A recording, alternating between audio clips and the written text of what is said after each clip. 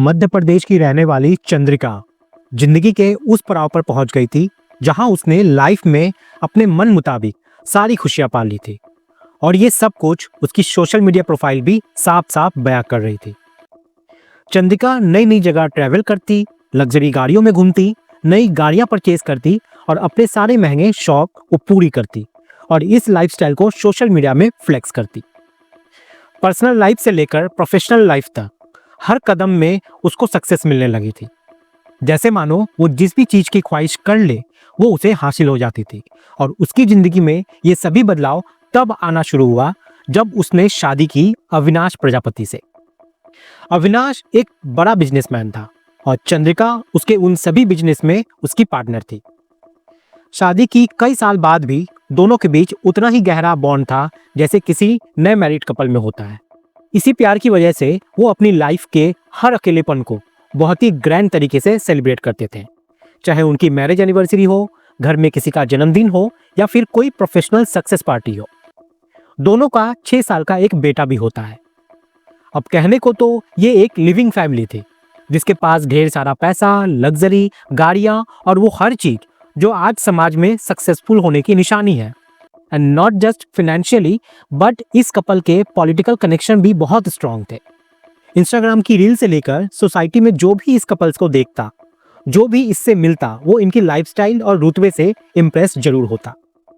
लेकिन अगर मैं आपसे कहूं कि ये कपल इस बात का जीता जागता सबूत है कि इंसानी रूप में हैवान इनके जैसे ही होते हैं, तो ये गलत नहीं होगा। क्योंकि बेफिक्री से घूमते फिरते अपनी लाइफ को एंजॉय करते ये बहरूपिये ऐसे खतरनाक खेल को अंजाम दे रहे थे जिसने कई लड़कियों के और लोगों की जिंदगी इस कदर तबाह कर दी कि उनके पीछे 3 स्टेट्स की पुलिस पड़ गई। ये केस एक परफेक्ट एग्जाम्पल है कि कभी कभी आपके बीच घूम रहा शख्स आपको जो दिखा रहा होता है वो सिर्फ नजर का एक धोखा होता है। कहानी शुरू होती है मध्य प्रदेश में नरसिंहपुर जिले से। ग्राम सहायक पुरुषोत्तम प्रजापति का बेटा अविनाश प्रजापति मैकेनिकल इंजीनियर था, जिसकी एजुकेशन पूरी होती है तो घर वाले उनकी शादी करवा देते हैं। फैमिली की रिस्पॉन्सिबिलिटी आते ही अविनाश ठेकेदारी के साथ साथ बिल्डिंग कंस्ट्रक्शन मटेरियल्स की सप्लाई का काम करने लग जाता है। उसका ये काम अच्छा खासा चल गया और ठीक ठाक कमाई भी होने लगी। लेकिन समय बीतने के साथ जितनी अच्छी उसकी प्रोफेशनल लाइफ हो गई थी, उसकी पर्सनल लाइफ यहाँ पे उतनी ही खोखली बन चुकी थी। हालत ऐसे हो गए कि आखिरकार अविनाश का डिवोर्स हो गया। अविनाश ने इस डिवोर्स के बाद लाइफ में मूव ऑन करने के लिए खुद को बिजी करते हुए अपना टाइम और फोकस अपने आप को फिट करने में लगा दिया। अविनाश को मोटर बाइक्स और कार का बहुत शौक था और उसका यही शौक उसकी लाइफ में एक नया मोड़ लेके आने वाला था। जब वो नई कार परचेज करने के लिए एक कार शोरूम गया, जहां उसकी मुलाकात शोरूम के सेल्स एग्जीक्यूटिव चंद्रिका पालीवाल से होती है। लेकिन किसी को नहीं पता था कि ये छोटी सी मुलाकात आगे चलकर एक बड़ी कहानी का रूप ले लेगी। चंद्रिका और अविनाश की ये दोस्ती बेहद कम वक्त में प्यार में तब्दील हो जाती है और इस रिलेशनशिप को नाम देते हुए दोनों जल्द ही शादी के बंधन में भी बन जाते हैं। चंद्रिका के अविनाश की जिंदगी में आने के बाद जैसे उसकी किस्मत ही बदल गई। अविनाश एक के बाद एक करके नए बिजनेस खोलता गया। Rudra investment, Rudra construction, Rudra entertainment, जिसे रन करने में चंद्रिका उसका पूरा मदद करती और सिर्फ बिजनेस संभालना ही नहीं बल्कि चंद्रिका प्रमोशन में भी उसका फुल एक्टिव रहती। अब आप हर पार्ट पर गौर कीजिएगा क्योंकि हम एक एक करके सच्चाई की हर परत को खोलते जाएंगे। 14 फरवरी 2018 वैलेंटाइन डे के दिन अविनाश ने इंस्टाग्राम पे एक पोस्ट डाली जिसने उसने लिखा कि शिवरात्रि के अवसर पर रुद्र एंटरटेनमेंट ने भूम शंकर नाम से एक नया गाना प्रोड्यूस किया है जो यूट्यूब पर अपलोड हो चुका है। आज की तारीख में इस वीडियो पर 12 मिलियन से ज्यादा व्यूज है। मल्टीपल कंपनीज को रन करने के साथ इन लोगों ने श्री लक्ष्मी फाइनेंस नाम से एक ट्रेडिंग कंपनी खोली जिसमें अविनाश मैनेजिंग डायरेक्टर और चंद्रिका बिजनेस पार्टनर थी। उनकी जिंदगी की खुशियां तब और बढ़ जाती है जब 3 अप्रैल 2019 को उनका बेटा हैरी का जन्म होता है। ये कपल सिर्फ अतरंगी नहीं थे बल्कि उनकी हरकतें भी अक्सर हद से ज्यादा फ्लैशी, ओवर द टॉप और दिखाने से भरी हुई थी। इस दिखावे के जुनून ने उनके रिश्ते को एक शो बना के रख दिया था। चंद्रिका का अविनाश के नाम का टैटू हो या उनके बर्थडे पे पूरे कमरे को उसके फेवरेट शराब से भर देना, ये सब प्यार कम और प्रदर्शन ज्यादा लगता था। हर लम्हा कैमरे के लिए था और हर एहसास रील्स के लिए। अविनाश भी इसी दिखावे में जी रहा था। एनिवर्सरी और बर्थडे में लग्जरी गाड़ियों में घूमना, अलग अलग जगह पे ट्रिप्स और शराब के नशे में बनाई गई रोमांटिक वीडियोस उनकी रूटीन का हिस्सा बन चुकी थी।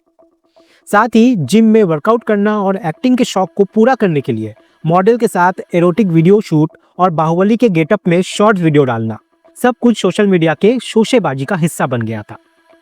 लेकिन इस चमक दमक, इस लग्जरी और इस नकली दुनिया के पीछे एक और ही कहानी चल रही थी।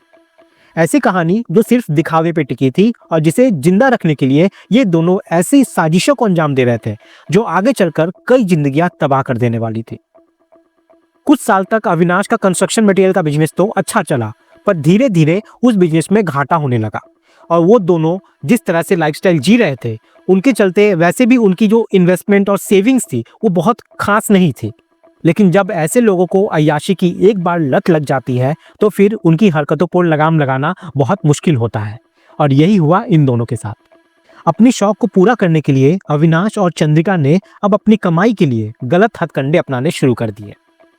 शुरुआत इन्होंने आम जनता को ऐप डेवलपमेंट इन्वेस्टमेंट के नाम पर बेवकूफ बनाया, लाखों रुपए इन्वेस्ट करवाए और फिर सारे पैसे लेकर ये दोनों रफू चक्कर हो गए। लोगों की मेहनत की कमाई को लूटकर वे उन पैसों से अय्याशी करते, नई गाड़ियां खरीदते और अपने लूट के पैसे से बनाई लग्जरी को इंस्टाग्राम पर फ्लेक्स करते।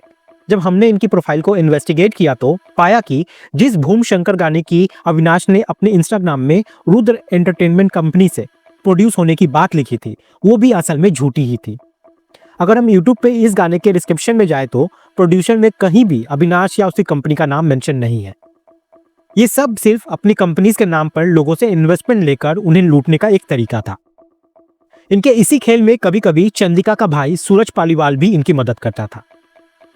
ये एक जगह पर बस कर वहां के लोगों को ठगने के बाद ये दोनों वहां से भाग जाते थे और उस जगह को खाली करके फिर दूसरी जगह शिफ्ट हो जाते थे और फिर उस जगह नए लोगों के ठगने का जो सिलसिला था वो शुरू हो जाता था। अब ये अपने इस लूटपाट के काम को एक लेवल ऊपर बढ़ाते हुए अविनाश ने श्री लक्ष्मी फाइनेंस नाम से ट्रेडिंग कंपनी खोली और इसके लिए उन्होंने बकायदा एक ऑफिस और विजिटिंग कार्ड भी तैयार करवाए। साथ ही कंपनी के लिए एम्प्लॉयज भी हायर किए। इस कंपनी में ये लोगों को जल्दी और आसान किस्तों में लोन दिलवाने के नाम पर पैसा डबल करने के स्कीम के नाम पे सबको बेवकूफ बनाते, जिसमें कई लोग इसके झांसे में भी आ गए थे। इनफैक्ट एक पुलिस वाला भी इस लालच में आकर उसकी ठगी का शिकार हो गया। इनफैक्ट जिन एम्प्लॉयज को इन्होंने हायर किया था उन्हें बिना सैलरी के ही ये भगा दिए। इतना ही नहीं, जब कुछ लोग अपने पैसे वापस मांगने आए तो अविनाश ने उन्हें जान से मारने की धमकी देकर भगा दिया। खुलेआम ये लोग आम जनता के पैसे के साथ हेराफेरी कर रहे थे। हालांकि इनके इस खेल में तब कुछ समय के लिए रुकावट आई जब 14 अप्रैल 2023 में उत्तर प्रदेश के झांसी शहर में अविनाश, चंद्रिका और सूरज के खिलाफ चीटिंग, साइबर क्राइम और थ्रेटनिंग का केस दर्ज हुआ और पुलिस ने तीनों को गिरफ्तार कर भोपाल सेंट्रल जेल भेज दिया। लेकिन वो कहते हैं ना, एक बुराई दूसरे बुराई को बहुत जल्दी खोज लेती है। जेल में उनकी मुलाकात वहां के कैदी स्वामी वैराग्यानंद गिरी से हुई, जिसे लोग मिर्ची बाबा के नाम से भी जानते हैं। मिर्ची बाबा की कांग्रेस के सीनियर लीडर दिग्विजय सिंह से लेकर समाजवादी पार्टी के प्रेसिडेंट अखिलेश यादव तक काफी मजबूत पॉलिटिकल पकड़ थी। खुद को स्वामी कहने वाला ये मिर्ची बाबा 28 साल की महिला के बलात्कार के इल्जाम में अगस्त 2022 से इसी जेल में बंद था। लेकिन इस देश में अगर पैसा और पॉलिटिकल कनेक्शन है तो जेल की सलाखों भी कमजोर पड़ जाती है। जेल में अविनाश और चंद्रिका की मिर्ची बाबा से हुई मुलाकात इनके अच्छे रिलेशन में बदल जाती है। जब ये जेल से बाहर आते हैं तो मिर्ची बाबा ने अविनाश और चंद्रिका के घर में पूजा पाठ भी करवाई। इतना ही नहीं, जब साल 2023 में मिर्ची बाबा समाजवादी पार्टी का प्रत्याशी बन मध्य प्रदेश की बुधनी सीट से चुनाव लड़ने को खड़ा हुए, तब नॉमिनेशन फाइल करते वक्त चंद्रिका ने प्रपोजल बनकर एफिडेविट पर साइन किए और इसी फेवर के बदले मिर्ची बाबा की वजह से चंद्रिका के कनेक्शन अखिलेश यादव तक बन गए। इतने क्राइम करने के बाद भी जेल से मिली आज़ादी और अब पॉलिटिकल कनेक्शन बनने के बाद से इस कपल के अंदर कानून का डर जैसे मानो खत्म ही हो गया था, जिसके चलते अब ये बेखौफ होकर ऐसे अपराध को अंजाम देने वाले थे जो इंसानियत को भी शर्मसार कर देने वाला था। हाउस नंबर 24 प्रतीक गार्डन, भोपाल। ये कपल फिर से नई लोकेशन पर शिफ्ट हुआ। हाउस ओनर और सोसाइटी को दिए गए दस्तावेजों में अविनाश ने खुद को स्टील बिजनेसमैन बताया और फर्जी आधार कार्ड सबमिट किए, जिसमें उसका एड्रेस इंदौर का लिखा हुआ था। ये कपल वापस से श्री लक्ष्मी फाइनेंस के नाम पर लोगों को लूटने लग गए, लेकिन उनका मन लूट की इस कमाई से भी नहीं भरा। इसलिए अब इन दोनों ने बड़ा हाथ मारने के लिए एक नया प्लान बनाया, जिसे चंद्रिका ऑपरेट करने लग गई। इस प्लान के तहत अविनाश ने मैट्रिमोनियल साइट शादी.com पर चंद्रिका की मदद से प्रोफाइल सेटअप की और इस प्रोफाइल में उसने खुद को तलाकशुदा और छत्तीसगढ़ की एक स्टील फैक्ट्री का ओनर बताया। और सिर्फ यही नहीं, अपनी कहानी को और ज्यादा सटीक बनाने के लिए उसने द बॉस अविनाश नाम से एक नई इंस्टा आईडी भी बना ली। धीरे धीरे उस अकाउंट पर वो अपनी एक फेक दुनिया रचने लगा। कहीं वर्कआउट वीडियो, कहीं महंगी गाड़ियों के साथ सफर, तो कभी अलग अलग शहरों में घूमते हुए शॉट्स, और हर पोस्ट के साथ अपना रुतबा दिखाने की कोशिश करता। इस प्रोफाइल से उसने अपनी वाइफ चंद्रिका की एक भी फोटो, एक भी पोस्ट नहीं की। उल्टा कभी 4 बॉडीगार्ड्स के साथ नीली बत्ती वाली गाड़ी में घूमते हुए अविनाश अपने आप को एक पावरफुल, सक्सेसफुल और अनटचेबल इंसान के रूप में पेश करता रहा। अब इसके सहारे वो धीरे धीरे अपना शिकार चुनने लगा, खासकर डिवोर्स महिलाएं जो जिंदगी में एक नई शुरुआत की उम्मीद लेकर आगे बढ़ना चाहती थी। एक के बाद एक कई औरतें उनके बुने हुए इस जाल में फंसती चली गई। उन्हीं में से एक थी भोपाल की अवधपुरी में रहने वाली 34 साल की महिला। प्राइवेट बैंक में क्लर्क के पद पर काम करने वाली ये औरत पहले ही एक टूटी हुई शादी का बोझ उठा चुकी थी। जिंदगी ने उसे संभलने का मौका दिया ही था कि अविनाश उसकी जिंदगी में आया। उसने बातचीत की और शुरुआत में खुद को एक सक्सेसफुल स्टील बिजनेसमैन बताते हुए ये कहा कि उसके परिवार में सिर्फ उसकी एक माँ और उसका एक छोटा बेटा है, जिसकी देखभाल के लिए वो दोबारा शादी करना चाहता है। धीरे धीरे वो महिला अविनाश की बातों पर भरोसा करने लगी। पसंद नजदीकियों में बदली और नजदीकियां रिश्तों जैसी लगने लगी। दोनों एक दूसरे के घर आने जाने लगे, वक्त साथ गुजारने लगे, और फिर एक दिन वो सीमा भी टूट गई जहां अविनाश ने शादी के नाम पर फिजिकल रिलेशन भी बना लिए। वो इतनी करीब आ चुकी थी कि अविनाश को अपना सब कुछ मान बैठी थी, और इसी भरोसे का सबसे खौफनाक इस्तेमाल यहाँ पे किया गया। अविनाश ने स्टील फैक्ट्री के बिजनेस को एक्सपेंड करने का बहाना बनाया, इन्वेस्टमेंट की बात की, और अब जिस आदमी के साथ जिंदगी बितानी हो उसके लिए थोड़ा सा त्याग करना उस महिला को गलत नहीं लगा। इस चक्रव्यूह में फंसी इस महिला ने अपनी सारी जमा पूंजी, लोन्स और उधार मिलाकर लगभग 40 लाख रुपए इकट्ठा किए। इतना ही नहीं, करीब 5 लाख रुपए के गहने भी उसने अविनाश के हाथ में दे दिए। ये सिर्फ पैसे नहीं थे, उसकी जिंदगी भर की भरोसे, उसके सपने, उसके भविष्य की कीमत थी। फिर आया दिसंबर 2024, जब अविनाश ने उसे मिलने के लिए अपने घर बुलाया। जहां वो पहुंची तो अविनाश ने एक बुरी औरत का भेष लिए हुए चंद्रिका से उसे मिलवाया, ये कहते हुए कि ये उसकी माँ है। सब कुछ यहाँ पे इतना नॉर्मल था कि उसे जरा भी यहाँ पे शक नहीं हुआ।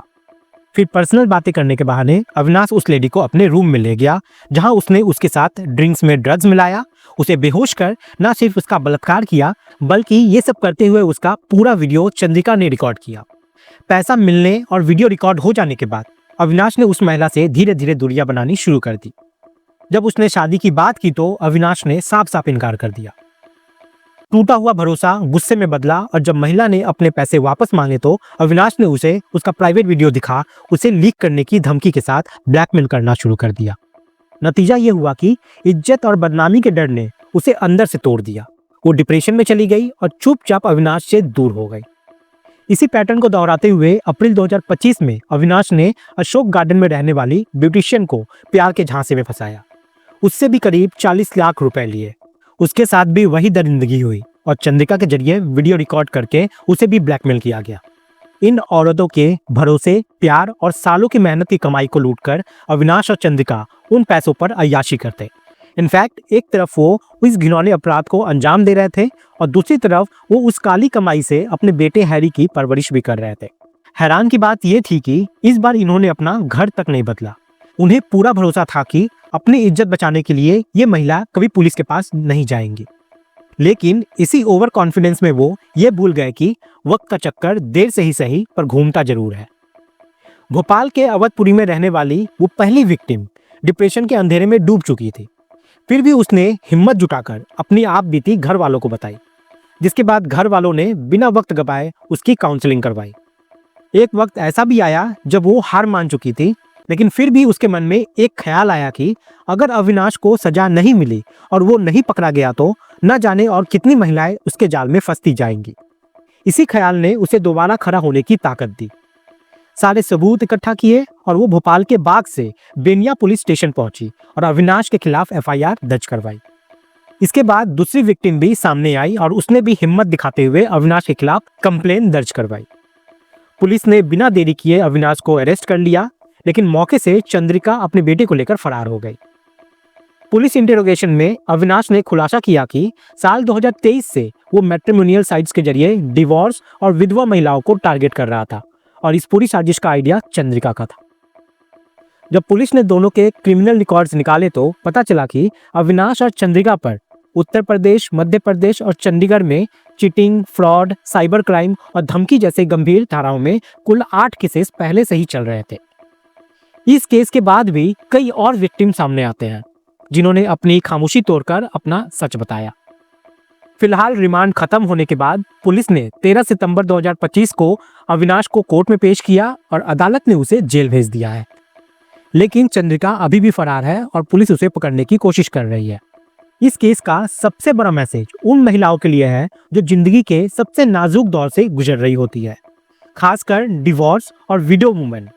अकेलेपन, इमोशनल सपोर्ट की कमी और नई शुरुआत की उम्मीद ऐसे लोगों के लिए एक मौका बन जाता है जिसे अविनाश और चंद्रिका जैसे शिकारी पहले से ही पहचान लेते हैं। अगर आपके साथ कुछ गलत हो रहा है तो शर्म या डर की वजह से चुप मत रहिए।